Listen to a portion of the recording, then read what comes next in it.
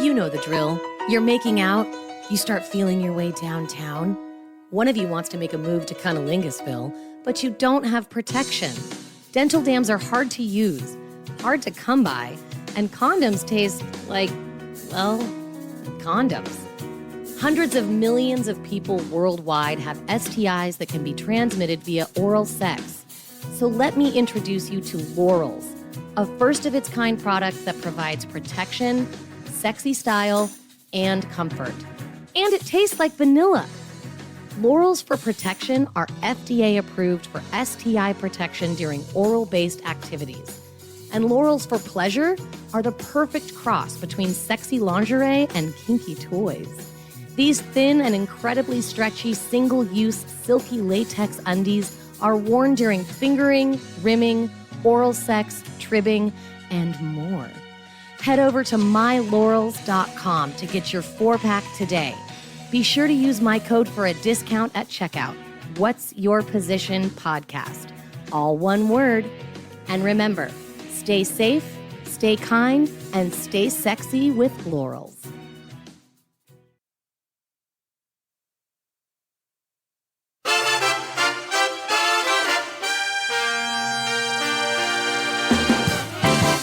What's Your Position podcast may contain adult themes, sexual discussions, and strong language. We want everyone to be educated, but we are intended for a mature audience. Listener discretion is advised. On today's episode, we're talking with Alexandra Harbushka, founder and podcast host of Life with Herpes. You guys want to hear a joke? Always. Yeah. This one, Just do it. What do you call an incredibly strong STI? What do you call an incredibly strong STI? Donkey come? Hercules. Oh, God. And now, with love from Huntington Beach, your host, Ashley Weller. Welcome, fellow humans, to a full frontal episode of a What's Your Position podcast, where we discuss STIs, in general, herpes. We're talking about the herp. We're talking about the little red bumps. We're talking about the cankers. We're talking about the lifelong STI viral infection that you can get that actually so many fucking people have. Yeah. There is an estimated, an estimate that says 75% or 2/3 of the population has HSV1 and 50% of the population has HSV2. So for those of you who don't know, HSV1 is herpes simplex virus 1, and that is cold sores. That's oral herpes. You can get oral herpes from sex, from kissing. You can get it from sharing chapstick, you can get it from kissing, you can get it from your mom, you can get it from your mom, you can get it from friends. It does not need to be something that is transmitted through romantic acts alone. And there, like I said, an estimated 2/3 of the population has HSV1. HSV2 is the genitalia variety of herpes. It is herpes simplex virus 2, and it is transmitted through genital to genital contact and exchanging of sexual fluids during sex acts. So oral sex, vaginal sex, anal sex, mutual masturbation, all the good stuff. And I didn't realize up until very recently that the likelihood of transmission of genital herpes is actually just as high when you are not having an outbreak. So when you're not seeing a canker or a sore on your genital region, you can still transmit the virus through what is called viral shedding. And if you have a high enough concentration of the virus in your body, that virus lives in your cells and you're shedding skin cells all the time. And so if you are interacting with individuals sexually and you have herpes, you could actually transmit that even without an outbreak. So herpes is lifelong. You get it, you have it. But also, as I like to tell my students, it's probably the least complex and the least likely to cause you any sort of health complications unless you're immunocompromised, and then any open sore can just be an invitation for infection and bacteria to grow. But as far as infertility is concerned, as far as death is concerned, as far as leading to other infections is concerned, herpes is typically one of the least aggressive types of STIs. It sucks. Aesthetically, visually, it's not fun for individuals who have herpes. I don't want to diminish the feelings or the frustration of anyone who struggles with that, but it's out there. So many people have it, dude. I looked up celebrities that have herpes. Mm-hmm. The list is, I really. Oh my god! Well, it makes sense. So Derek Jeter. I was just going to say, because I know we talk about that during the interview. And ever since we freaking were talking about that, I'm binging 30 Rock on Hulu right now. And there's ads because I'm not going to pay more for that. Anyway. Fact. There's this one, I think it's Allstate or Progressive, some insurance ad where they're like, we need a home run, right away. We're going to call Derek. And it's like, no, not you, Derek, Derek Jeter. And then he goes and he's like, yeah, sit this one out, rookie. Yeah. And I just think it's so fucking funny. Now I can't think of him any other. The crazy thing is he had genital herpes and he dated some of the most famous actresses. He dated Jennifer. And gave it to him. He dated Jessica Biel. And Jessica Alba, and Scarlett Johansson, and Madonna, and J-Lo. Mm-hmm. And all of them have it. And so then now they've just basically assumed all of the partners after those people now have it. Yeah. So all 1,500. Justin Timberlake. Did you say something like he's had sex with 1,500 people or something like that? I did not, but she may have. So cute. Yeah. And then Usher is another person who has genital herpes and has actually gone to court. Oh yeah, that's right. Because of he knew he had herpes and he still had unprotected sex with people, which I kind of feel like you're a grown up. You're gonna have sex, use protection. I don't care if it's with Derek Jeter or with Usher. Use a condom, especially with a celeb. I just feel like that's just bad form. What sports star, celebrity, you think you can use that for good or evil, and I know probably a lot of men use that for evil. Well, for sure. Apparently so do a lot of. No one is suing Bob down the street because he gave them genital herpes. Right.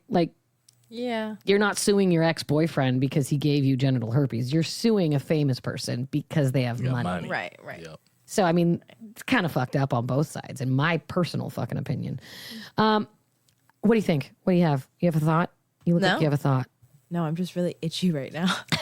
Why are you itchy? Because I got a new tattoo and there's a bunch of mosquitoes and now I'm thinking about it and it's making me itchier. I fucking hate it. And we're talking about sores. And we're talking about sores. Yeah. It's Shit, now try I'm not to get right. Itchy. I'm itchy. Are you itchy? And now I'm itchy. Are you itchy, listener? I'm so sorry. I apologize. And now the listener is itchy. Don't think about how itchy you are. Let's scratch another itch. I have something for you. It's the stat of the day. Ooh. It's my stat of the day. Ooh. It's my stat of the day. It is. It's my fucking stat of the day, and now I just cannot stop scratching. It didn't work. It didn't work. So the stat of the day is how many years has herpes simplex 2, genital herpes, been around? Oh my gosh. How far back can we trace? Now, I will give you a hint. I didn't give our guest a hint, but I will give you guys a hint. Herpes simplex 1 has been around over 3 million years. What? Oh, yeah. They can trace it back over 3 million Since years. we were human beings. Yeah.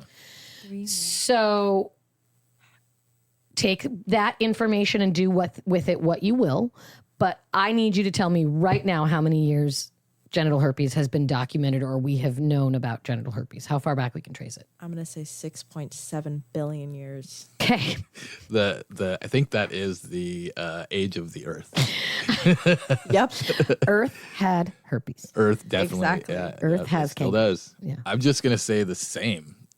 No. No. No. No. Pick a different I answer. mean, as what you said as for oral herpes. Oh, over 3 million? Yeah. Okay. I mean, I I think gave the only such a specific answer. 3 million. Yeah. Okay. No, but I'm saying it's like because they obviously couldn't, there's no written history of that. So they have to probably look at the virus and I'm sure there's ways that they can date viruses when they came. Fossils. They can look at fossils. They can look at, I don't know, can they look at the DNA inside of bone marrow? I mean, yeah, I don't know. I'm not a virologist. Can I change my answer? Why would you like to change your answer? Oh, because Earth is only 4.5 billion years old. It's not even. Oh, my God. So we're just going to erase the billion and replace it with million. Okay, so you're going with 6.7 million years. Okay. I'll say 3. 3 million. Okay, 3 million. Good guesses, guys. Good guesses. Our guest said forever. Adam and Eve. And then she said Adam and Eve. And then she said... Yeah, but wouldn't Adam and Eve be like 2,000 years ago? 2,000 years ago. Well, right? she said it was like 500 BC, which is like 2,500 years That's ago. right. She did correct herself. So I'll tell you the answer when we come back, and it might surprise you. But yeah, STIs, especially things virally, they've been around for a while. And they usually get transmitted from animal to person. So I will tell you both that herpes, genital herpes, is actually also found in what species? koalas. No, that's chlamydia. What was that, honey? Monkeys. That's right. Apes. The great apes of the world have herpes. Koalas have chlamydia. So we got it from Koalas have chlamydia. It's very alliterative. Right. But apes have viruses that we can also get. So, this is just another way of showing how we are not that far off from our animal species friends. We share like 99% of our DNA with monkeys, and viruses can hop from animal to human. Not sexually, you fucking fucks. That is not how this happened. No. So how did it happen then? Blood. Oh. The same way That makes a lot more sense. The same way that HIV is transmitted from animal to person. or Hunting, eating, Okay. coming in contact, shedding, viral shedding. Right. People aren't fucking monkeys. I mean, I'm sure that they are, was but gonna this say. is not like this is not the reason for the spread of the virus, right? No.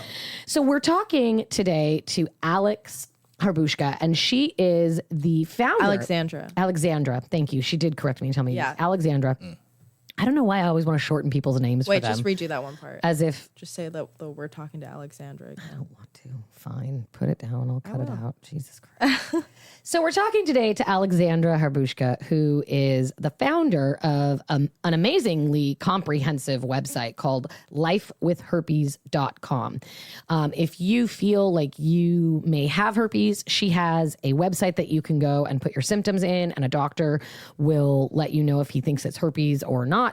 She has a frequently asked questions page where a doctor will talk to you and tell you if she thinks that your questions are easily answered by this webpage. Whoa, I didn't know that. Yeah, it's insane. That's crazy. She has a blog where she talks about all different types of herpes, how you can get it, what can make you more susceptible.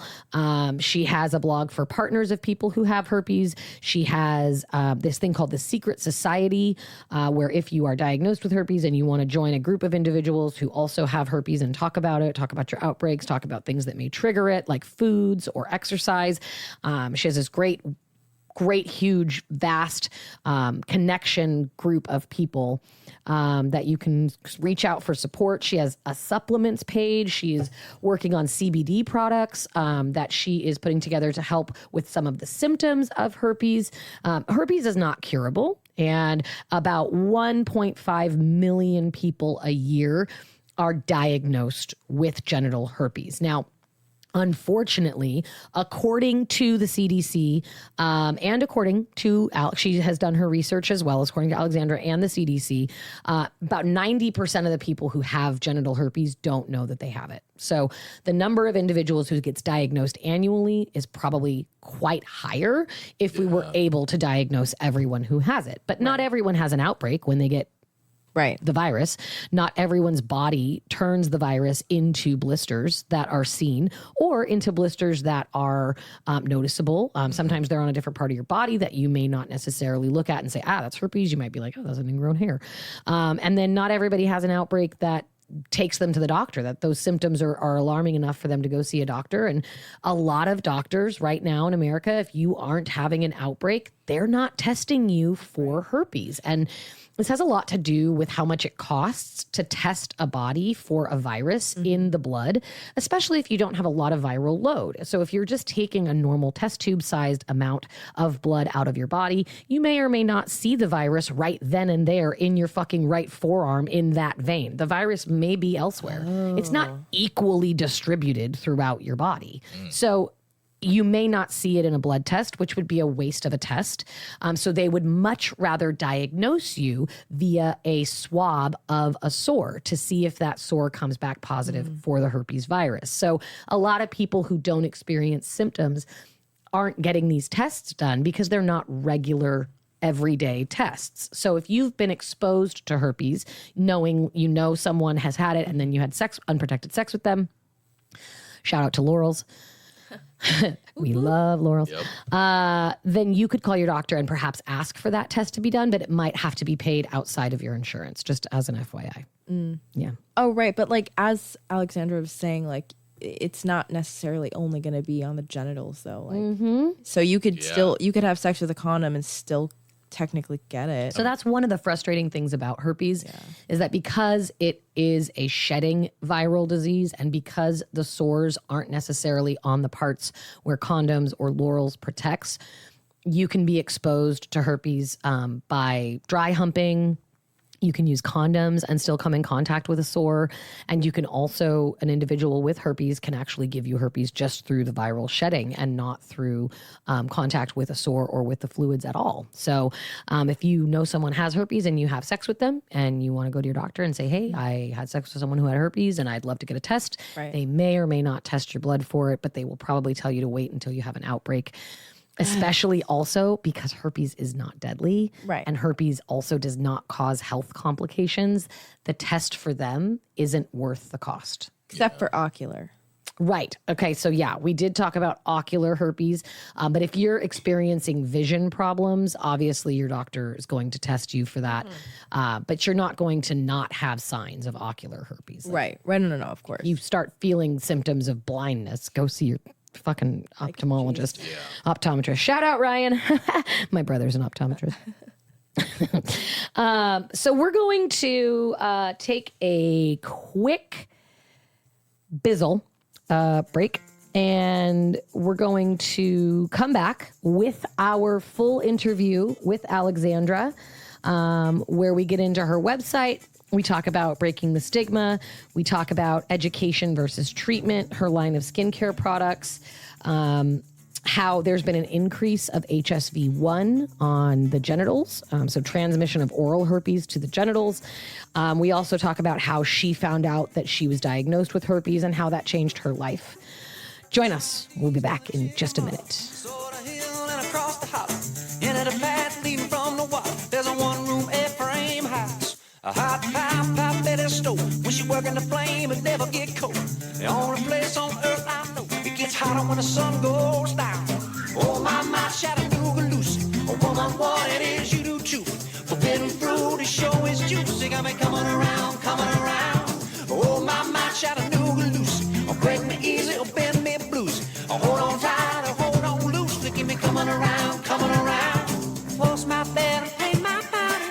Anything to get me down to Hamilton County. Up and down, all around me. Every time I hear the sound. Every time I hear the sound. Oh.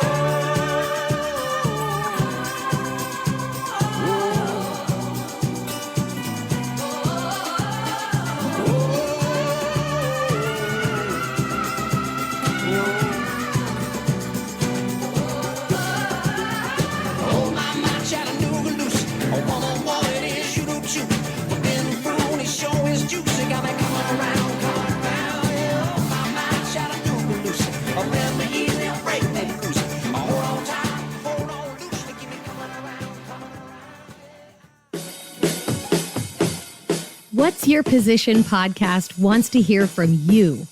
Call 513-6969-SEX anytime and leave us a message. Maybe you have a question about anal. You have a fact about fisting. Or you just want to say, hello, fellow human. 513-6969-SEX. 513-6969-SEX. Call us. We will play your message in an upcoming episode. That's 513-6969-739. And remember, stay safe, stay kind, and stay sexy. Welcome back, fellow humans. We are joined by Alexandra Harbushka, who is going to talk to us about her life with herpes. What a brave and amazing thing to bring to the table. I got to say, I got an email again from a random podcast like, hello, we think that this person would be a great fit for your podcast. And sometimes I get these emails and I'm like, no, I don't want to talk to somebody about hair serum or like about, like shoe inserts. I'm good. But when this one came across my email and it said, this individual has started a blog, they have started a society for individuals who are diagnosed with herpes, and they are trying to smash the stigma surrounding HSV2, herpes, genital herpes. I immediately hopped on board and was like, I got to get this lady on my show. Like, this is an incredible thing to talk about. So we have a podcast host, a entertainer, a sex educator, a blog author, a wellness product advocate and creator, a businesswoman, a mother, a wife. We have Alexandra with us today, who is going to talk all about her journey with genital herpes. And we're going to break down some myths and talk about some stigmas that maybe don't need to really exist anymore in the world of herpes and in our commonplace world. So first and foremost, Alexandra, we absolutely appreciate you being here today, being vulnerable and being willing to talk to us. So thank you so much for coming on. Thank you. I'm excited to be here. I'm excited to talk about different topics. I'm excited just to get into it and hell yeah. Let's go talk about the stigma. Yeah. Let's go. So if you could, and I know you've probably told this story 1,000 times, give us the Cliff Notes. Tell us your story, how you were diagnosed, what happened when you were diagnosed, and then talk to us a little bit about the impact that had on your life then, and then we'll talk about your life now. Yeah. Well, nobody thinks they're going to get herpes, or nobody thinks they're going to get an STD. Even if you're like, out there and having fun, you still don't think you're going to get an STD. Yeah. And you never think it's going to happen to you. It's not going to happen to me. And this is such a good example of how a boyfriend, if you were in a monogamous relationship, you would not get herpes, period. Like that was just my belief. I also believed that I could look at someone and like, well, of course he doesn't have herpes because I like him, and I wouldn't like anybody that has herpes. Right. Because it's written on their forehead. Right. Exactly. Or anyone with herpes is unlikable. Right. I had this thought process of the guy that would have herpes would be Marilyn Manson looking. Right. And who knows? That's actually interesting that you're saying that, because do you want to know, I looked up celebrities that have genital herpes. Oh. Do you happen to know one of the most prolific celebrities that has genital herpes who gave it to like 15 female celebrities? Do you know this person? I do. And now I can't. The baseball player. Yes. He plays baseball, which is hilarious. A-Rod. Is it A-Rod? No. Super close. Same team. Just is it one. Jeter? Yes, it is. Thank you. Thank you, husband. The guy Kevin would give the baseballs. With the win. Yeah. Derek Jeter actually is one of the most well-known celebrities with herpes. And you look at that man and you just think, hot. He's a good looking dude. Right. Baseball, right? But he actually is baseball. He's actually known for transmitting genital herpes to Scarlett Johansson, Jessica Alba, Jessica Biel, who then transmitted it to Justin Timberlake, JT, Jake Tizzle. Yeah. And it's like, and I'm not even saying this to like shame Derek Jeter. You have genital herpes, you fucking have genital herpes. But this is something that is so commonplace that even a Hall of Fame World Series ring holding famous, amazing human being has genital herpes. And I think that that's something that everyone needs to kind of understand, is that it happens to everybody. Literally everybody. Literally everybody. Kind of like when HIV came around and then all of a sudden Magic Johnson got it and people were like, whoa, shit. This is an issue. This could really happen. I'm concerned about this. This is a thing that everyone can have. So it's interesting that you say, like, I thought I could look at someone and know that they've got herpes. Like, you look at Derek Jeter and you don't think herpes. You think amazing RBIs, home runs, and great ass. Like, great ass in baseball pants. Honest to God. Yeah. Same thing with Usher. Right. Usher too. Usher has given it. Usher actually had to go to court. I read this too. No, Sandra, you and I, God damn it, we could do a great podcast on this. I read this about Usher that he actually has court cases that are open because women are suing him for not disclosing his herpes that's messed up. Interesting. Yeah. Have they won any against him? Yeah. Oh wow. I'm sure, or settled out of court. I'm sure. Right. Settled out of court. They're like, for give sure. us $500,000 or just like take care of our medical bills or something. Yeah. Right. $1 million. So on that subject, I'm actually not a big fan of suing the person that gave you herpes. And I get asked this question a lot. What if they knew and they didn't tell you? Well, here's my thought process is if you are a competent adult, meaning, you know, you're able to make decisions, you're over the age of 18, you know, we're not missing something and can't make our own decisions. You are aware that there's a risk when you have sex. Right. Yep.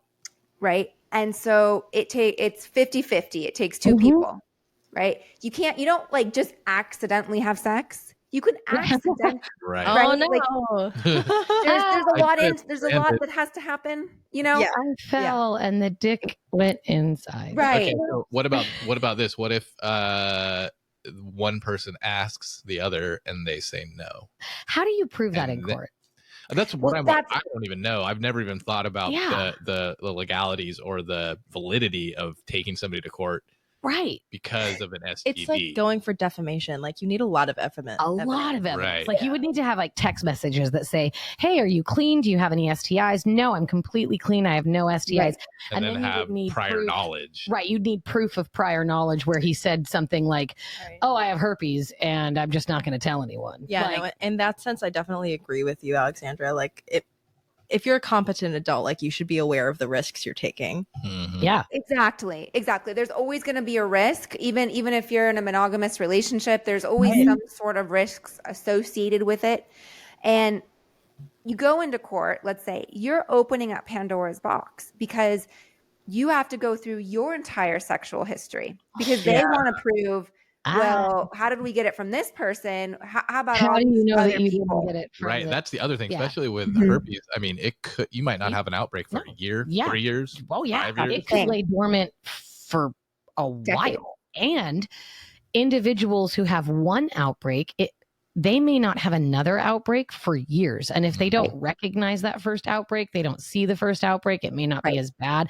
Although typically an individual's first outbreak of herpes is bad and long.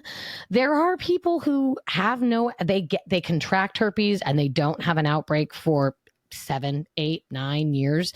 So how do you prove that it came from this one person? And that's the thing. It goes through, you go through so much turmoil. You know, they're going to do discovery on your exes. They're going to go through all that. And it's kind of like, what's the point? At the end of the day, you still have herpes. Yeah. Right. You can't take that away. No. Right. It doesn't take it away. You still have it. Right. So really people are just grabbing for money. Yeah. And they sleep with someone famous who they know has herpes and then they sue them. And now they have herpes and money. Right. Great. Do you know who you got it from? I do. Okay. Did you confront the person after you received your diagnosis? I did. How'd that go? Yeah. So I was 28 years old. I was dating someone and all of a sudden I didn't feel right down there. And you go, this is weird. And it got kind of like progressed by the minute, you know, it wasn't getting better. And, you know, I go into the doctor and they just look at me and they're like, well, something's not right. Were you having an outbreak when you went to the doctor? Mm-hmm. So it's the easiest time to diagnose an individual is when they're having an outbreak because they can actually swab the lesion, which can for some individuals look like an ingrown hair. It can look like a zit. It can be on an area where you're like, how is this herpes? When you shave, you've got razor burn, you've got all these. It can look like a paper cut. It literally can look like just a little tear. And as females, we shave, we wax. Vagina, but honestly, what? Yeah. I said, who's paper cutting their vagina? But but yes, it looks like a normal lesion, right? But it could be, again, like your underwear, or you can just during sex, you can get little tears. Like it literally can look just like that. Yeah. It can be, and that's another misconception, is it can be anywhere kind of in the boxer region. So it can be below your belly button. It can be on the inside of your thigh. It can be on your hamstring. It can be somewhere not on your genitals. And you can go, oh, I have this little cut, I don't know, below my belly button. That's weird. And think nothing of it. You wake up with a bruise in the morning and you're not immediately thinking, oh, I know where that came from. You're thinking, oh, that's a weird bruise. I wonder where how that come from. Right, I don't remember where that. Yeah, exactly. Exactly. So in my particular case, there was no way of not knowing there was something wrong down there. I mean, it was Armageddon down there. I mean, didn't miss an area. Like it was bad. It was painful. Flu-like symptoms. Yeah, it was. Wow. You had the gamut. Like you had everything. Oh, wow. I did. So not everyone experiences the flu-like symptoms, the immuno issues. You had fever, you had the lesions, you had the tingling, you had the pain, you had the blisters, you had all of the symptoms. You had a big bad case of herpes right off the bat. Big bad. Yeah, exactly. God. You went right away. You went to the doctor right away. And I went right away. And so, they you're hopeful it's not that. And so you finally get the phone call 2 days later that the test results come back and it's positive. And in that moment, I literally, like, everything went slow motion. When those, when something happens and you can't, you're operating out of, you can't think. You're just in survival mode. Yeah. Right. You just operate out of like normalcy. Like I'm driving a vehicle. I need to stop at the red light. Right. Exactly. Yeah. You can't think. And I just thought to myself, oh my gosh, my life is over. I'm 28 years old. No one's ever going to love me. I now have to stay with this guy. I waited a really long time to sleep with him. And, we talked about our test results. I got tested right before. I got tested specifically for herpes. It was negative. He told me he had been tested and he was negative for everything. And the thing is that on the STI panel, herpes is not included. Right. It's typically just chlamydia, gonorrhea, and syphilis. And then if you ask for it, HIV. So in some states, you actually have to ask for an HIV test. They won't just give it to you automatically. But if you want an HPV, I know. If it's so common, why don't they just include that on the regular panel? That doesn't make sense to me. Right. Because they don't want the aftermath. Because majority of the people that have herpes don't know they have herpes. Correct. 90% of the people living with genital herpes will never be diagnosed. Yeah. So like if you just got tested and included that in the regular panel, then we would know and maybe help decrease the spread. But this actually brings me to my first question, not to interrupt your story, but it actually just brought me right to my first question. Why do you think some doctors will say, because I know gynecologists, I've talked to them, I've done massive amounts of research that I bring to the students I talk to about STDs. There are some doctors who will not do a herpes panel. They will only diagnose you if you're having an outbreak. If you are not having an outbreak, they will not run testing on you because it costs money. Is there any other reason that you think they are just bypassing this test and just letting individuals live with undiagnosed herpes? Yeah, well, a couple of reasons. One, herpes HSV, it doesn't do anything to you. Right. It's not like, chlamydia or gonorrhea that actually have far more detrimental side effects than HSV, right? If chlamydia or gonorrhea go undiagnosed, it can cause infertility and other things. Herpes doesn't do anything. So getting diagnosed, not getting diagnosed, it doesn't change your livelihood. It doesn't change your health. It doesn't change anything. But when you were diagnosed, it did. In your head, you said, no one's ever going to love me. And that's why I'm going to have to, I'm Aftermath. never going to have kids. I'm never going to have a relationship. So in your mind, herpes was this nuclear bomb, but in the scientific and the medical world, and the way I teach about herpes is this is probably the least impactful as far as a medical scope of a diagnosis of any of the STIs. It just really sucks socially. It just sucks Exactly. socially. Exactly. Right. And it's for hurts. life. Because it's forever. It's forever. It's forever, and it hurts, right? Like syphilis has sores, but those sores aren't painful, right? So I don't know. herpes has sores that hurt. Like this is not. I always tell individuals, if you're having an outbreak of herpes, genital herpes, the likelihood of you engaging in sexual activity is pretty fucking low, because that's a painful fucking experience. I would imagine. I can't speak to it myself, but I don't think I would. I've had canker sores. I don't want to kiss people when I have canker sores. I couldn't imagine having the aggressive activity of intercourse if I was having canker sores on my labia. Yeah. Right. But here's the thing, as mentioning earlier, is it's not always on your genitals. So you may have it somewhere else and not realize. That happens all the time. Interesting. And it's still considered genital herpes, even if it's like on your thigh or like below your belly button, like you said? Correct. It's still genital herpes. Crazy. I had didn't know a that. friend that had oral herpes, and she got it on the inside of her nose. Whoa. Yeah. So it's just like in the general like area? The general vicinity of that. So like oral herpes can be in your nose and your throat. I know that. But genital herpes, I didn't realize that if it was It's on just your thigh. around the genital Just around area. the genitals. Wow. Yeah, it can be on your butt. It can be really anywhere in that area. And on that topic of oral herpes, now so many people, because oral herpes is herpes, it's the same thing. Yeah. It's being transmitted to our partners because we have oral sex, and we either maybe have an outbreak or getting an outbreak, or the virus is shedding. And so many teenagers and 20-year-olds, young adults are getting genital HSV1. They're getting genital oral herpes. Right. So they're getting a transmission of HSV1, which is typically in the mouth region, and throat. But when they have oral herpes, they're transmitting HSV1. And now we're seeing individuals have outbreaks of the viral strain HSV1 on their genitals. Now, correct me if I'm wrong, but I've done some research on this. It isn't as common. And when you contract oral or HSV1 through your genitals, the outbreaks are less frequent and less severe than if you were to contract HSV2 and get genital herpes that are transferred through genitals and have genital outbreaks. Correct. So for some reason, the HSV1 virus is not as active genitally, and they don't really know why. But people still get outbreaks, and it's actually extremely common. And in fact, it's pretty equal at this point of genital herpes being HSV1 and HSV2. So it's extremely, extremely common. But yeah, for whatever reason, HSV1 genitally, it just isn't as active.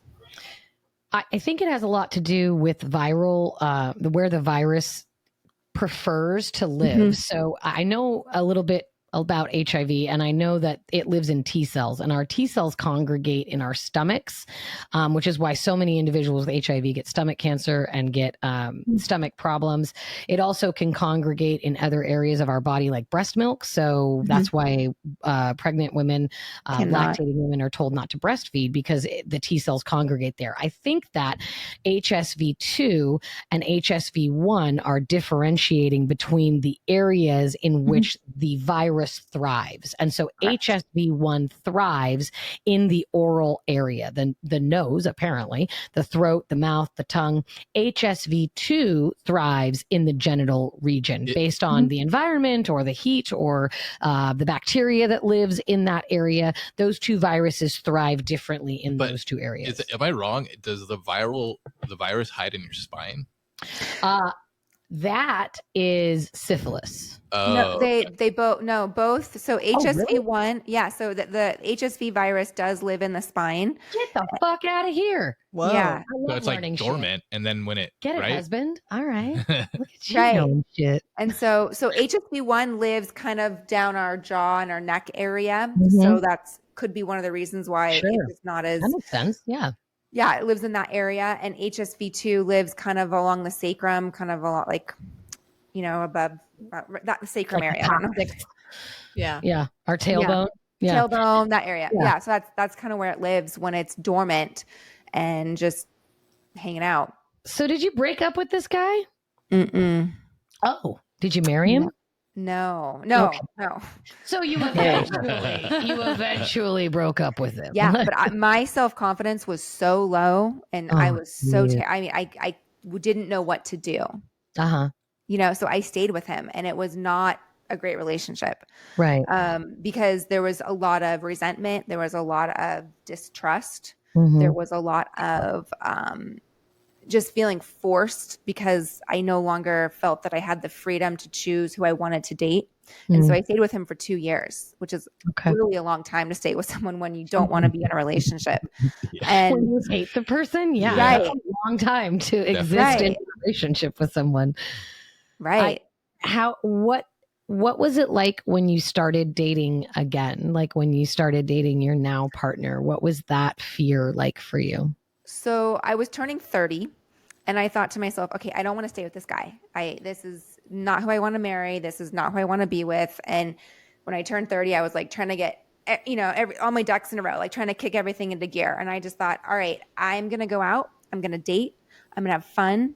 And I don't have to disclose unless I'm going to expose the person to it.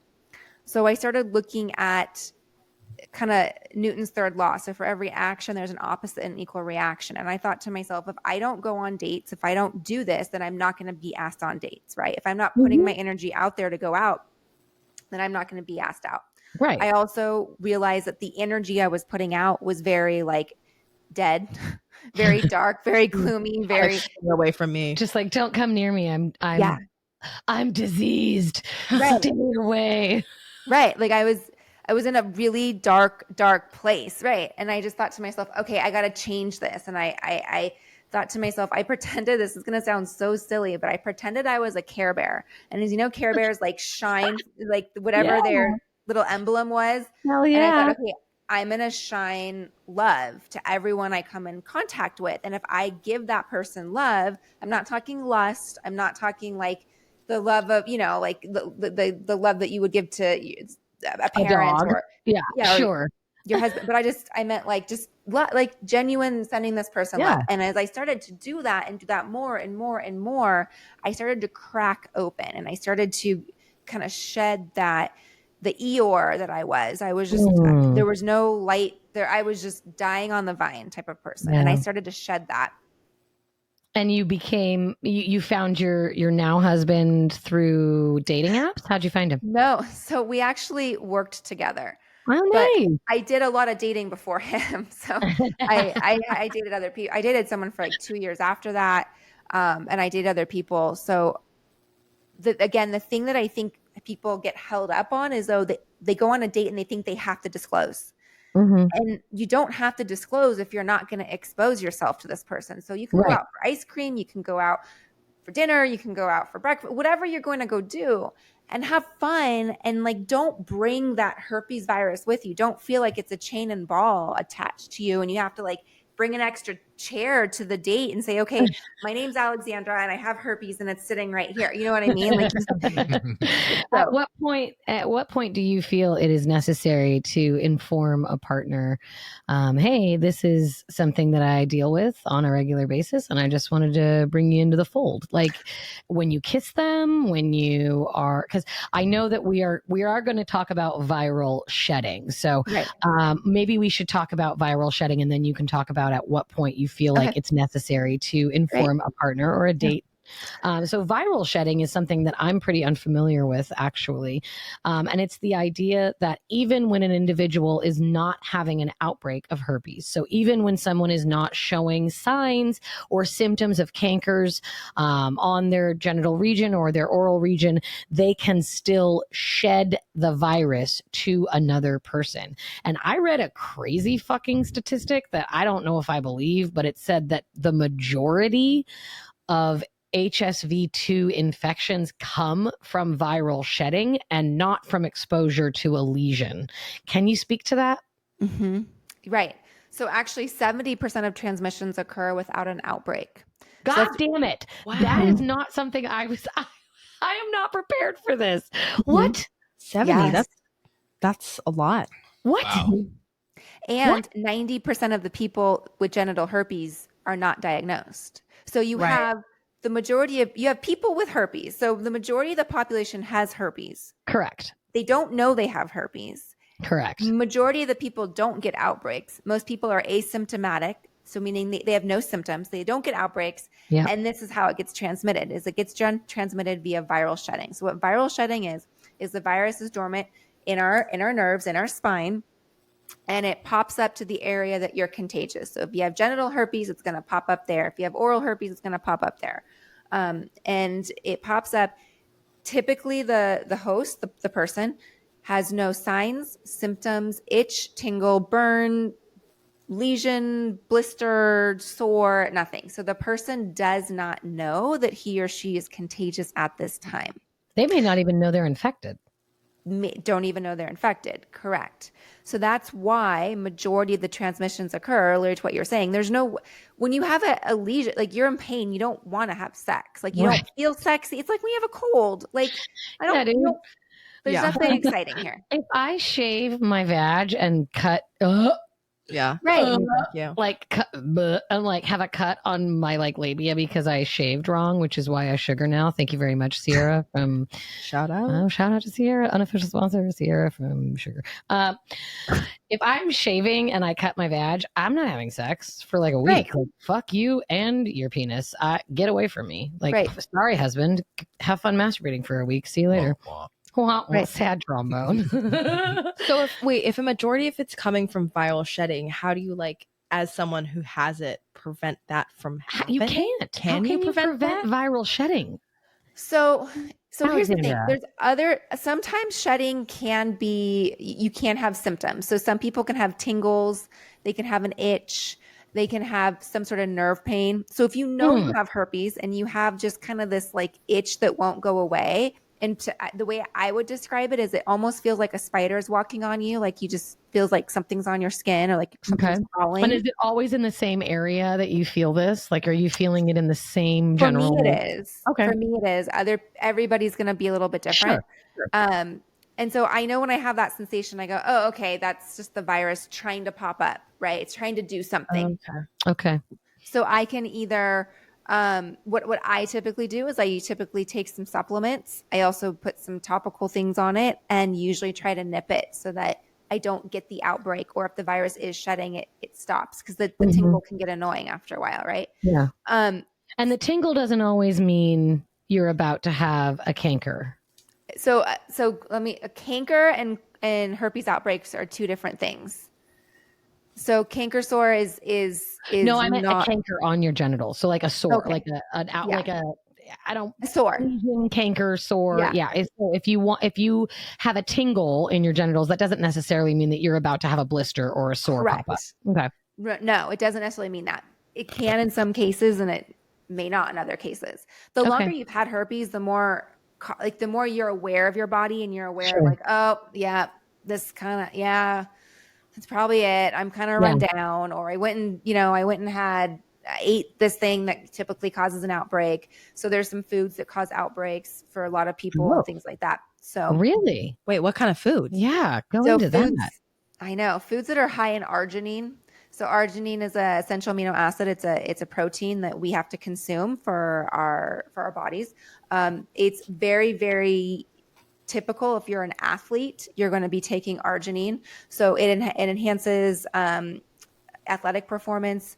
It's great for cardiovascular health. It's great for vascular health. A lot of men will take arginine as a natural Viagra. So it's something we consume every single day. We cannot not consume it. We can't. Where do we find arginine in typical foods? It's pretty much in all foods.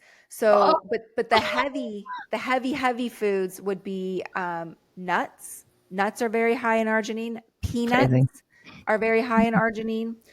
Coconut milk and coconut meat are very high in arginine. Chocolate's high in arginine. Mm-hmm. I'm trying to think of some other things. You also have a blog that talks about activities that can increase your risk for an outbreak. Exercise. You listed exercise. I know. What So the here's fuck? the thing well, it depends. So friction can cause an outbreak for some people. That makes sense. That makes a lot of Okay. sense. Yeah. Yeah. So for example, if you're like chafing, that type of, like that friction type of thing. I talk to a lot of people and they're like, yeah, the workout pants, like as soon as I'm done, I change out of them. I can't wear them all day. Well, you should do that anyways for vaginal health. If you own a vagina, then you should be changing your workout pants immediately so that you can not get yeast infections. Not staying in your swimming suit. Not staying in your swimming suit, right? Not staying in sweaty clothes. If you live in a climate that's wet and moist and humid, change regularly and let that shit breathe, man. Right. Let that shit breathe. So if individuals are transmitting this more often when they are not having an outbreak, at what point in a new relationship do you think it is vital to inform a partner that you're infected with herpes, either HSV1 or HSV2? So again, I would say when you're going to expose this person. So I would expose this person to it. So I would look at where's the relationship going, and where do you want it to go? So for me personally, I waited until I would go on a couple dates and I would wait until I'm like, okay, this is something that I see going somewhere, or I want to be in a relationship with this guy. And so when the time would come up to talk about sex, or like you could feel like, like that next step was coming, is when I would have that discussion. But what about making out? Like, or just being next to the person? Like, are you viral shedding when you're making out, or just like holding hands or hugging? So if you have oral herpes, you can transmit it orally. Okay. So if you have genital herpes, you can make out all you want. You're not going to transmit it. So it just depends on where you have it. But then it depends. If you want to have something super casual, one night stand type of thing, I always tell people, like, get right to it. Just tell them, like, if it's super casual and you don't really know the person, and just get right to it. If it's someone that you're like, wow, I really like this person, or I feel that this is going to be a deeper relationship, wait. Just have fun, date, have fun, go out, enjoy that person, see where it goes. And I like to say that you should have this conversation as an umbrella conversation. So there's no need to lead with, I've sinned and you're an angel and I'm going to ask for forgiveness as I disclose to you. Right? So because you did nothing wrong, right? Yeah, you were intimate with somebody, whether that person knew or did not know that he or she had herpes isn't the point. You were intimate with somebody and you got herpes, and your partner has been intimate with somebody before, and your partner may or may not have herpes, may or may not know that herpes exists. So I like to use it as a conversation to say, let's talk about our relationship. Because if one person's like, well, I'm monogamously sleeping with you, but I'm also dating these 3 other people, and the other person's like, no, I'm monogamous and my monogamous, like totally monogamous, then there's something a little unsettling in that relationship, right? So use it as an opportunity to say, hey, this is where we're at. This is what I want. Do you want the same thing? Are we on the same page? Great.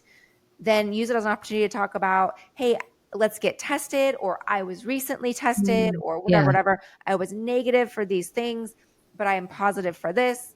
Have you been tested? Are you, so use it as that opportunity just to educate. I love that. Like a springboard. Yeah, like a springboard into another conversation. I wanted to ask you about your kid. So you're married, you have a baby. And I know that you use a lot of natural supplements, which we're going to get to in just a second. But when you were pregnant, what was the status from your doctor? Like as far as how to make sure that you did not pass this virus on to your child? And is there any way that you can protect your unborn child from having herpes and make sure that they don't contract genital herpes? Right. So this was the first question I asked when I was diagnosed, when I was on the phone. I asked my doctor and I was like, can I have a baby? And she's like, oh my gosh, yes, of course. Like, it's so common. So fast forward, that was, in 2011 when I was diagnosed, and I had my son in 2020. So, I mean, that's... You had a COVID baby? Oh, I'm so sorry. Oh man, I'm gonna do some research on that COVID baby in a little while. I'm gonna do a COVID baby research study. I'm pretty sure. Yeah. But damn, I sorry know. you went through that during COVID. Oh, that sucks. I know. A whole other conversation. But anyways, so you had your kid in 2020, and when you got pregnant, what did the doctor say? So it's no big deal. I mean, he was like, "Oh, I see this all the time. You know, it's no big deal." Right. The concern is the transmission during delivery. Sure. And of course, the infant at that point has no immune system. Right. And the bigger concern is getting it into the child's eyes. Mm-hmm. So herpes can also go into your eyes. We missed that location. It can become ocular herpes, and if it's ocular herpes, you can go blind. Cause blindness, yeah. You can go blind. Yeah. So, just making sure that during delivery you do not have an outbreak. And my doctor said, hey, if you don't have an outbreak, if you take the antiviral medication and you have no signs, no symptoms, you have less than 1% chance of transmitting herpes to your child during delivery. Right. So I looked at that and thought, less than 1%, hey, we're good to go. I mean, there's so many other things that can happen during childbirth that are way higher than 1%. Yeah. So I feel like that's a win. Did you deliver vaginally? I did. I had a vaginal delivery. Perfect. And, there's millions and millions and millions of mommies that have vaginal deliveries. Many of them didn't know they have herpes because remember, people are not diagnosed with it. Many of them don't know. They get their outbreak later on in life and they're like, where did this come from? So it is something that you can do. I would recommend though, talk to your doctor and get on the same page. What do you and your doctor feel comfortable with? And if your doctor is saying something that you don't feel comfortable with, talk to other doctors. If your doctor's like, no, we have to do a C-section, and you're like, no, I don't want to do a C-section. Right. That's not my birth plan. I want to make sure my birth plan is honored up until the point that it cannot be any longer. Right. Right. Get on the same page and see how your partner feels. My husband said, hey, I trust you. Whatever you want to do is going to be what's right for our son. And so my husband was fine with it. With that being said, my doctor, this is so interesting. He said, look, don't worry. I won't tell your husband you have herpes. Oh, wow. What? Uh-huh. Yeah. And I said, no, the whole world knows. It's okay. Everyone and their mother knows it's a fine. YouTube and a podcast. So Right. Everyone knows, including my husband. Right. But here's my point is even in a marriage, people are not disclosing to their partners that they have genital herpes. Yeah. That's crazy to me. So the antiviral can help lower the rate of like the shedding? The shedding and the transmission. So the antiviral can lessen the transmission rate by 48%. So it also helps with viral shedding. So some people will take that daily. Some people will take it when they have outbreaks. Some people don't get outbreaks often. Some people take it when they're pregnant. Some people take it when they're in a new relationship. So it's not something that you have to be taking every day. No, but there are a lot of people who do that have herpes. They take it every day so that they can stave off outbreaks. They can actually reduce the amount of viral load in your body, and it can reduce the number of outbreaks that you have.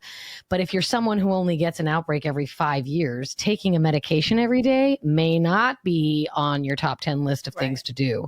Right. If you're someone who knows your body and knows your outbreaks, if you get a cold sore, if you get a tingle on your genitals, you can start taking Valtrex and reduce the length of time that outbreak happens, or in some cases, completely stop that outbreak from happening entirely. Correct. Yeah. Correct. So you took antivirals for a while, but you have gotten more into like homeopathic CBD remedies, not to necessarily like, obviously no one's curing herpes. Like that's just not happening at this point in time. But your website, which is so comprehensive, by the way, your website has not only, and by the way, you can go to www.lifewithherpes.com. There is areas that you can look at with frequently asked questions. She has a podcast. There's supplements. There's a retreat, which is incredible. She also has a secret society. I have a question. Yeah. Why is it secret? Aren't we trying to like end stigma? Why is it a secret? You're right. Well, when I started it in 2017, it was still very, very secret. So we call it the secret society. Okay. So you just didn't, you've name branded it and now it's stuck. Okay. Fantastic. All right. Tell us a little bit about the wellness products and how CBD can actually help individuals who have herpes. What is that about? So the idea behind the CBD, it was the pain. So CBD helps with pain. And when you have, the sting, the nerve pain, for example, a lot of people will mistake the sciatica, like they go, oh, my sciatica down my leg. And I'm like, oh, you probably have herpes. Whoa, I didn't know about that. That's so interesting. Shit. Yeah, because it lives that- down in your fucking coccyx, in your tailbone. Mm-hmm. Right. So a lot of times the nerve pain, people will use it for that. A lot of times people will use it just to like calm down.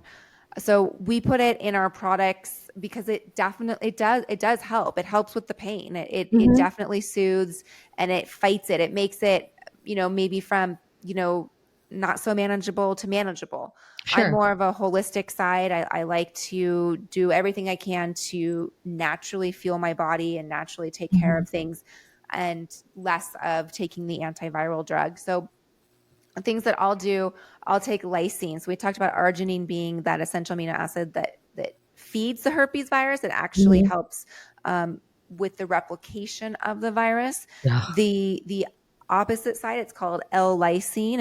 It's also an essential amino acid. It helps. It's very good for our tendons, tendon repair. It's great. Wow. It helps us metabolize other minerals and nutrients.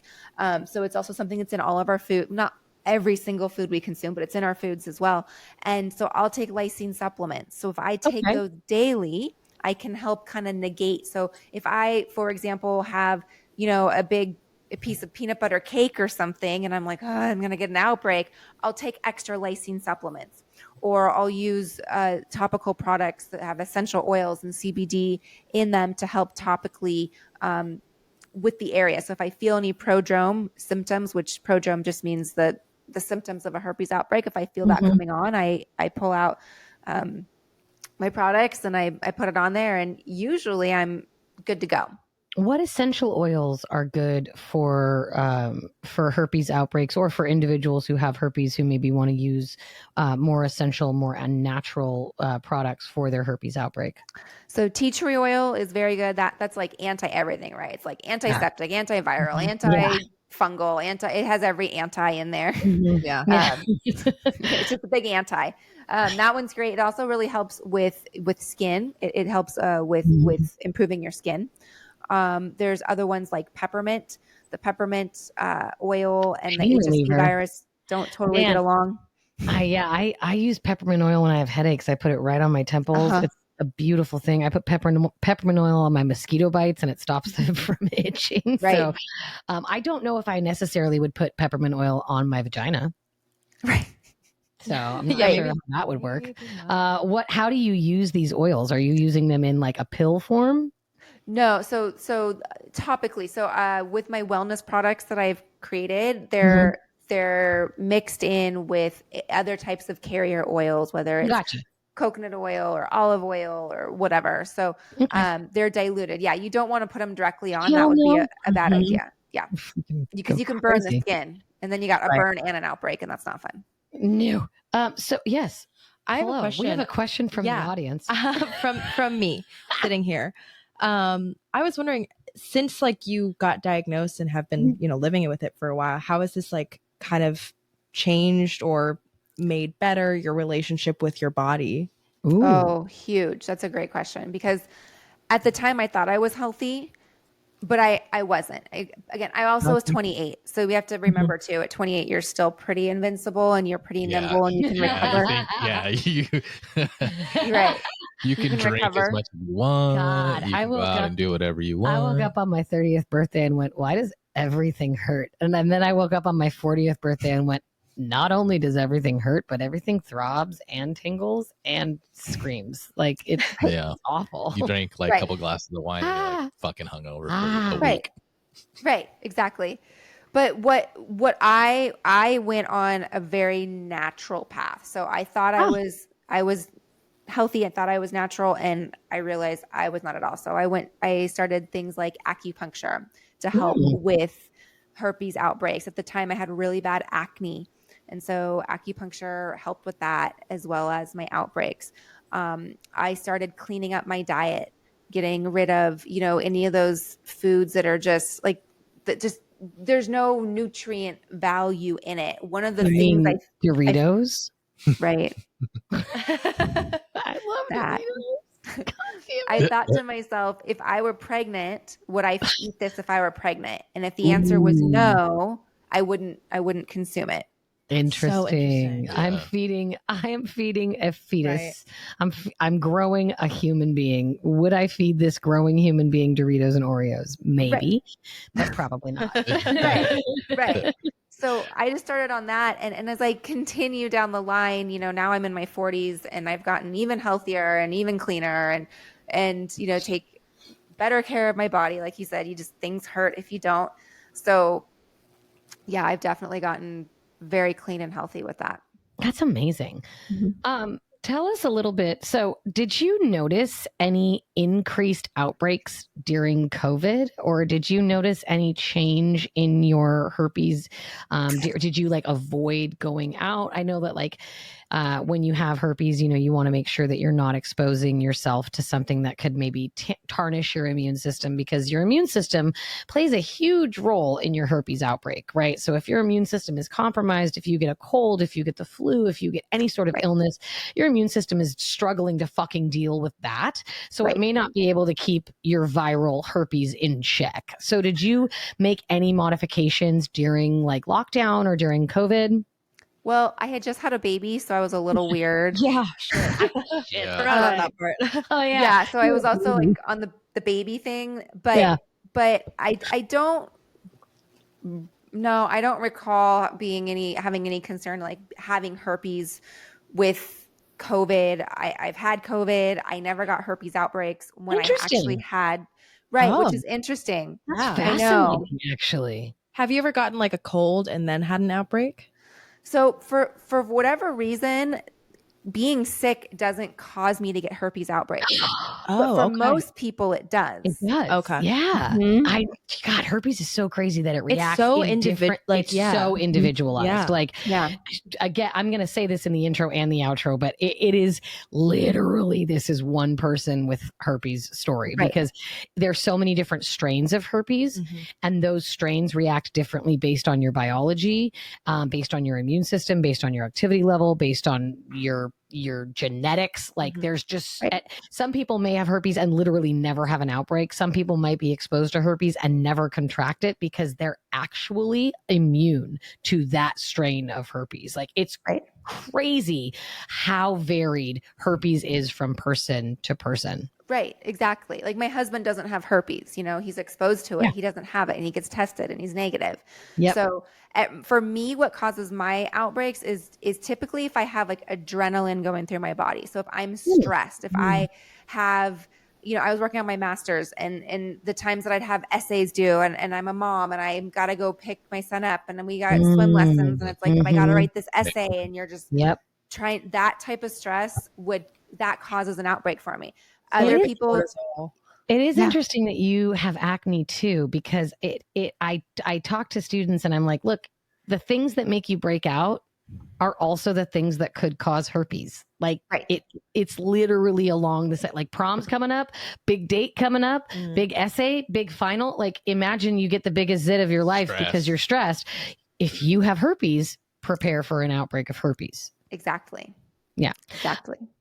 So we do something on this show called the stat of the day, and my two humans here don't know the answer to this, and neither do you, I hope. I went through your website with a fucking fine tooth comb, and you have every statistic I was going to drop, except this one. Uh-oh. So I'm hopeful that I can maybe stump you a tiny bit, but you are an expert, so I won't. So the statistic of the day, and I'm not going to let my other two answer because they're going to answer in the intro. I just want you to answer. But herpes simplex 2 has been around for how long? How many years? And I will give you a hint. It's a big number. So I called Salk Institute. God damn it, you know the answer. Well, She's got all the bases covered. so I called Salk Institute, and for those of you that are listening, like, what's Salk Institute? So Salk Institute is part of University of California, San Diego, and Jonas Salk developed the vaccine to polio. So the Salk family has this big viral. Yeah, They're into viruses over there. they are. Yeah, they like viruses. And so I called a professor or a scientist.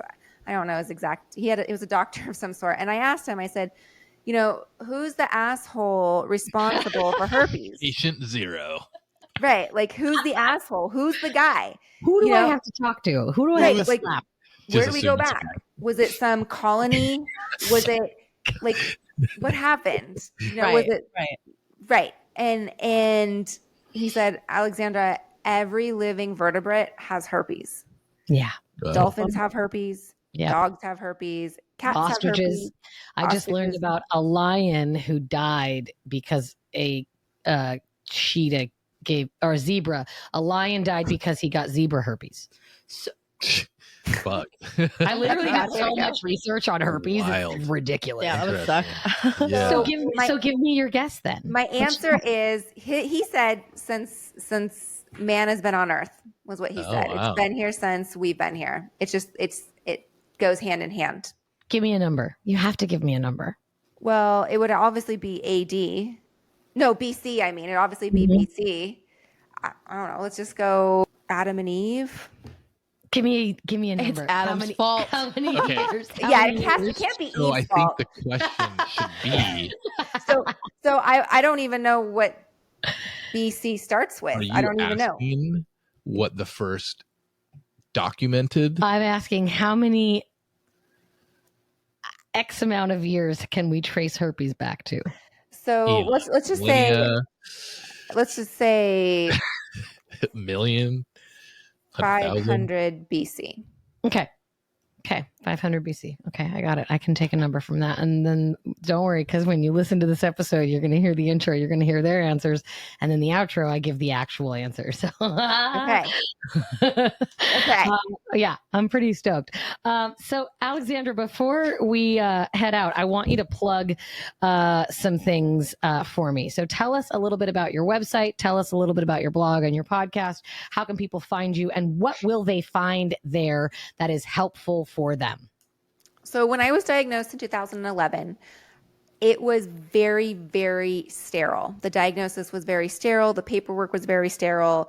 Mm-hmm. You could Google it, and you could go to Planned Parenthood. You could go to the CDC, and that was it. There was a WebMD, and that was it. And again, it was just a few bullet points, and it just made you feel like the statistic. It made you feel very alone and very isolating. And so my goal was to make it so that it no longer felt that way. I didn't want people to just look up a statistic here and there. My goal with Life with Herpes was to be able to support people who are living with herpes, to make it colorful, to make it happy. We feel that when we're diagnosed that we are no longer, our happiness is taken from us. And that's not true, right? You have to go find it again. You have to work with it. Mm-hmm. But I wanted that to be portrayed in the work that I do. So I wanted that to show through on lifewithherpes.com, in my podcast, on my YouTube channel.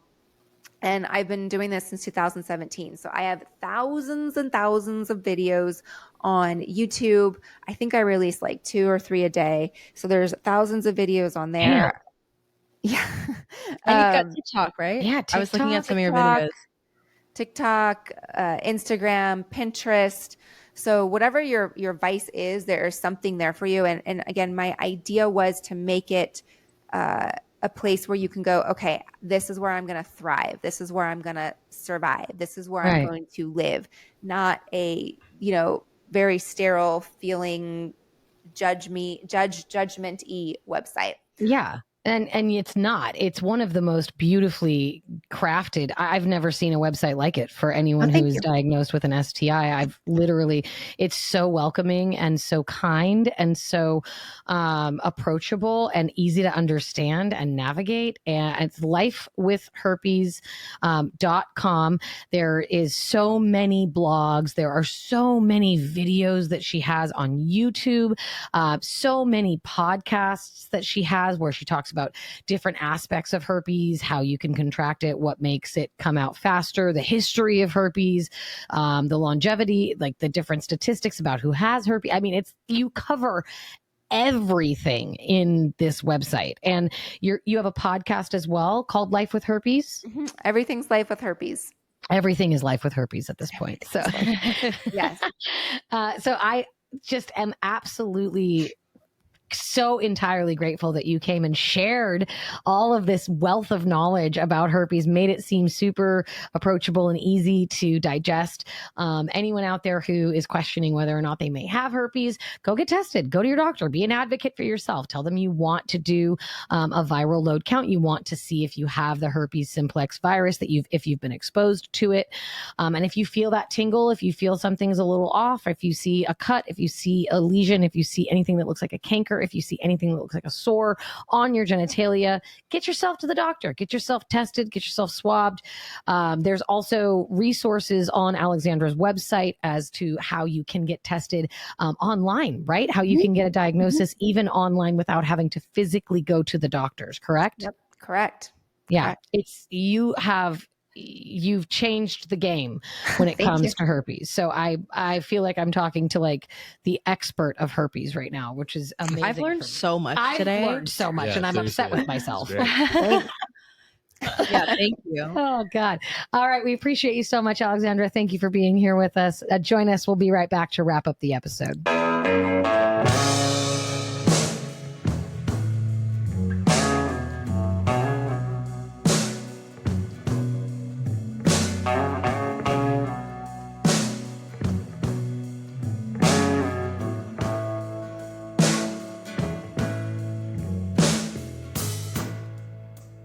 Used to spend my nights out in the ballroom.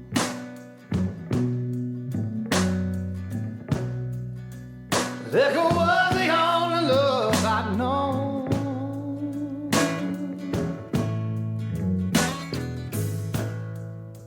But you rescued me from reaching for the bottom and brought me back, being too far gone. You're as smooth as Tennessee whiskey. You're as sweet as strawberry wine. You're as warm. Welcome back, fellow humans. We hope you enjoyed that interview with Alexandra. She is the founder of lifewithherpes.com. She has a podcast. She also has an amazing website that you can check out for anything that you have as far as questions about having herpes, what it's like to live with herpes. I wanted to just touch upon a couple quick things that we did talk about in the episode that I wanted to expand on. One of those is this idea that herpes is an umbrella term. And I don't really think we got into it too much with Alexandra, but herpes isn't just cold sores and genital sores. Herpes is also chicken pox. So if you've ever had the chicken pox or shingles, you have the herpes virus already living in you. That's another reason doctors don't necessarily want to do these blood tests, is because it recognizes the herpes virus. But if you have like I would come back positive for the herpes virus because I've had chicken pox. I had chicken pox when I was 8 years old. It ruined a Halloween. It was awful. Not Halloween. It did. I was supposed to be a witch. I was pissed. I had green makeup. I had a nose. I had a People broom. used to do like fucking chickenpox parties. Like They did, yeah. Yeah. Because you wanted your kid to get it because there was no You don't want it, vaccine. and There you was don't- no vaccine for it when we were growing up. And you don't want it as an adult. As an adult, it's deadly. So getting chickenpox. Still? Yeah. oh shit. Oh, no, it's fucking bad. Getting chickenpox as an adult can kill you. So jeez. getting it as a kid, realize it it was just that deep. Yeah, it just sucks. Watch the South Park episode on chickenpox. Oh, God. Nice plug. Unofficial Yeah. sponsor, South Park. And then they came out with a vaccine for it, so nobody had to have these chickenpox parties anymore. But yeah, people used to say, "My kid has chickenpox. Who wants to come over?" Just expose Come on over. Come on over. Funny story about chickenpox. This is going to tell you a lot about me as a human being, and my fear of letting people down. I was 8 and I woke up and took my own shower in the morning and walked myself. Nobody was home. Everybody was gone. I took a shower, made myself toast. But when I got out of the shower, I didn't feel very good. And I looked down and I was covered in pox. And I was so scared that I was going to get in trouble. My mom was going to be so mad. And so I went to school with a fever. I didn't feel good. Like I had the chicken pox. Oh no. Felt like shit. I went to school for a week. Oh, With the Ash. chicken pox. And it started to slowly creep down to other parts of my body. And then one day my dad, Wayne, woke me up because he was going into work a little later. And he was like, Ashley. And I opened my eyes and I was like, what? And they were on my face and they hadn't been on my face yet. And so he was like, let me see. And like, he lifted up my shirt and he was like, how long have you had this? And I was like, I don't know. And so he took me to the doctor and the doctor was like, yeah, she's had this for like a week and she's probably gone through the worst of it. And he's like, you went through this by yourself? And I was like, I didn't want to get in trouble. But you helped out humanity because you probably I probably spread gave it around. to every kid in my class. Oh, Right. guaranteed. Oh my God. And then I had to miss Halloween because I was still contagious. And so it was awful. I was really sad. Yeah, I Do you got remember mine what when you were that year? Sorry. I was going to be a witch. Cute. I couldn't put the makeup on though because I had chicken pox all over my face and I couldn't get any makeup into the chicken pox. Speaking of itchy, fuck. When did you? I was just gonna say I got my chicken pox when I was probably like 9 or 10, and I was in Seattle visiting my family, and I think that was one of the years that I spent the entire summer up there. But yeah, that it was like nice and warm outside. Oh, my God. cousins were like going and doing cool stuff, and You're fucking incubated in a bedroom by yourself, yeah, covered in calamine lotion. yep. I had oven mitts so that I wouldn't scratch I have like 3 scars on my arm from the chicken pox. geez. Anyways, chicken pox is a form of herpes. I just want everyone to know the reason so many people have this virus is because it is literally everywhere. Yeah. If you have shingles, if you have canker everywhere. sores, it's a form of herpes. Right. Like herpes is everywhere. So Yeah. please don't feel Normalize it. Exactly. Normalize it. Your life isn't over. Yeah. Yeah. It's just social People will stigma that still people love need to get you. over. What's that statistic again? How many people have it? 75% of people have oral herpes. Yeah.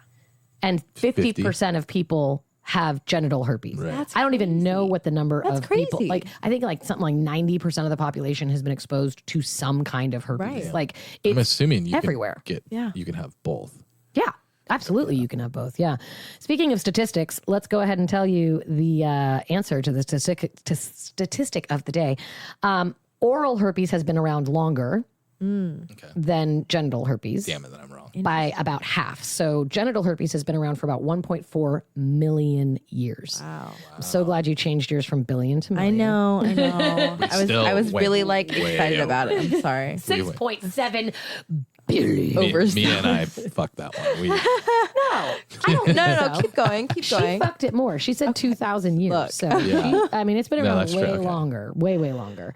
And then I wanted to kind of touch a little bit upon what Valtrex is. So Valtrex is the antiviral drug that individuals who are diagnosed with both genital and oral herpes can take on a regular, consistent Oh, basis. you have to be with both? No. Either one. Either or. You get prescribed the same medication either way. So if you have oral herpes, you can take it, let's say, when you start to feel the tingle on your lip or when you feel like you might be getting a cold sore, you can start to take Valtrex and it helps your body fight off the virus and can reduce the length of time that the virus is active in your body and reduce the amount of time that the outbreak takes place. If you are someone who gets an outbreak regularly, so let's say you get them randomly once every 6 to 9 months, you may not want to take a daily antiviral medication because taking medications every day is arduous, it's expensive. Taking medications every day anyways is not super great for your health. I mean, you really, if you don't need it, you shouldn't take it. You're not supposed to take Tylenol every day just to prevent a headache. Like that's just not something you're supposed to do. But if you're someone who gets cold sores or genital sores regularly, taking Valtrex every single day can actually slow the growth of the virus in your body. And they actually use Valtrex now on kids who get chickenpox Oh, really? to actually speed up the healing process of the time that a person has the outbreak of chickenpox. It's basically getting a cold sore Right. on your entire body. Oh, Yeah. fuck, man. Dude, chickenpox was a bitch. Yeah. Like legitimately a bitch. So Valtrex is definitely not for people who have like immunodisorders. So if you have HIV, you may want to talk to your doctor before you take Valtrex, and take it exactly how it is prescribed to you. Start taking it after you start seeing symptoms such as tingling or burning or blisters.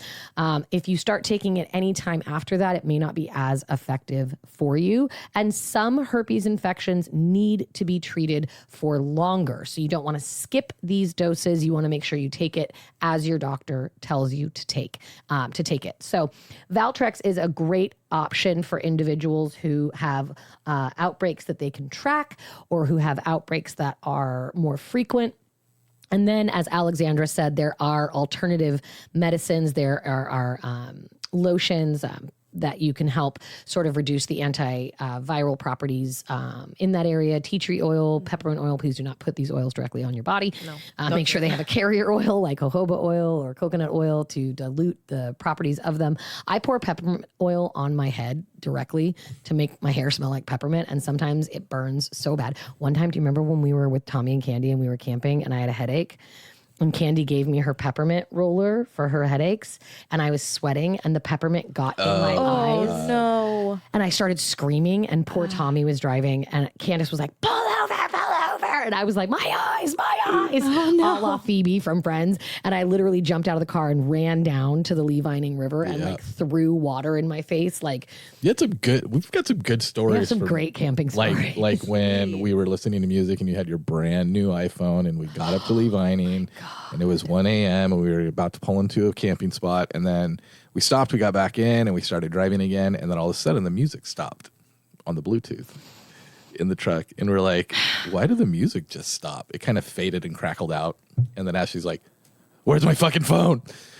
And we went back and found the phone on the ground. Tommy had ran over. He had ran over with the trailer of the truck.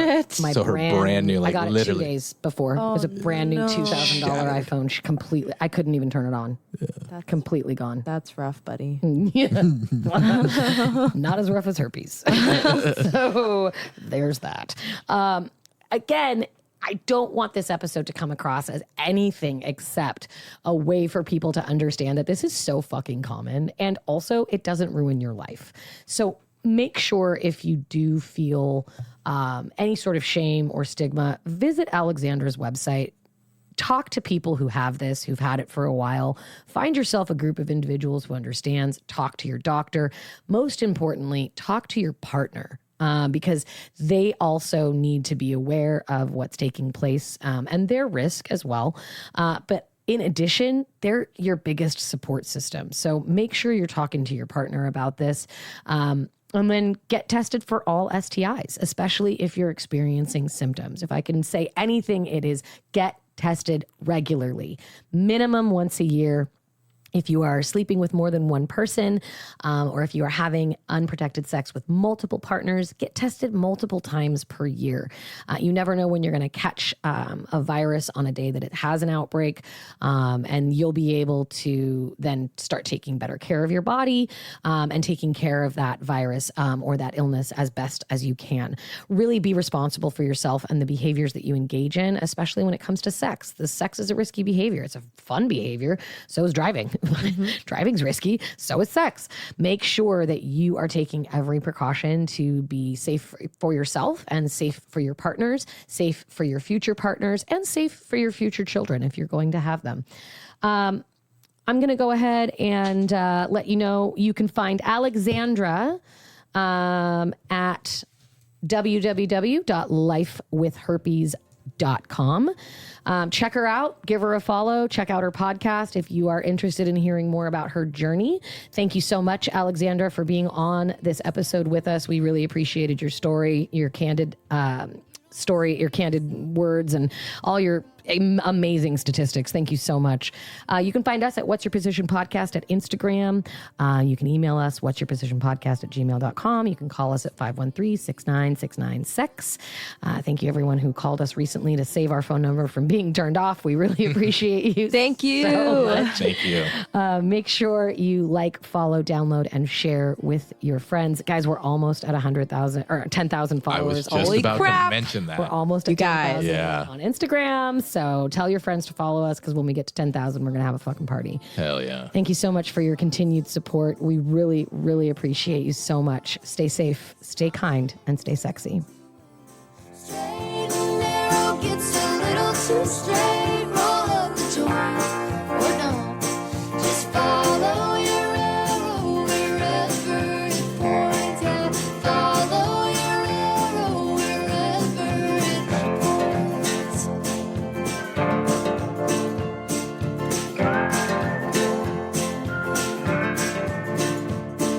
If you don't go to church, you'll go to hell.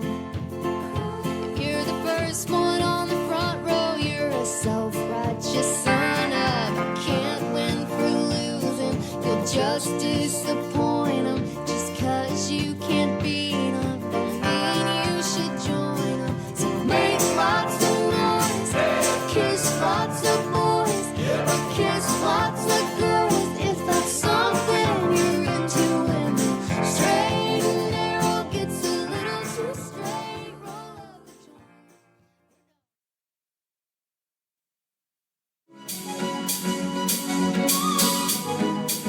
What's Your Position podcast represents the opinions of Ashley Weller and her guests. The content here should not be taken as medical advice and is intended for education and entertainment purposes only. Views and opinions expressed in the podcast are our own and do not represent that of our places of work. While we make every effort to ensure the information we are sharing is accurate, we welcome any comments, suggestions, or correction of error. Stay safe, stay kind, and stay sexy. East, West Coast.